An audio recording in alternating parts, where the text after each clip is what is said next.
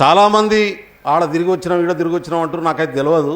నేను మొన్ననే 3 రోజులు ఉన్న ఛత్తీస్గఢ్లో పోయి మా పార్టీ నాకు బాధ్యత అప్పచెప్పింది. దేశవ్యాప్తంగా 25,000 మంది ట్రైబల్స్ను లీడర్స్గా ఆదివాసులను తీర్చిదిద్దాలనే లక్ష్యం రాహుల్ గాంధీ గారు తీసుకున్నారు. ఈ మధ్యలో ఉదయపూర్లో మా పార్టీ సంకల్ప్ శిబిర్ జరిగిన తర్వాత ఈ దేశంలో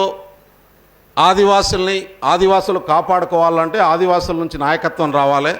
ఆ నాయకత్వం పార్లమెంట్ను కంట్రోల్ చేయగలిగినటువంటి స్థాయిలో ఉండాలి. ఆ నాయకత్వం ఎదగాలంటే ఆదివాసులకు రాజ్యాంగ చైతన్యం అందించాలి.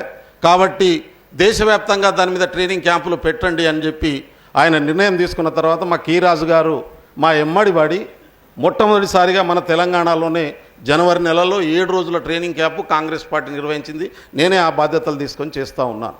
మొన్న ఛత్తీస్గఢ్ ట్రైనింగ్ జరిగింది. మధ్యప్రదేశ్ అయిపోయింది, తెలంగాణ అయిపోయింది, ఛత్తీస్గఢ్ అయింది 6 రోజుల ట్రైనింగ్ క్యాంపు. 3 రోజులు నేను ఆడనే ఉన్నా.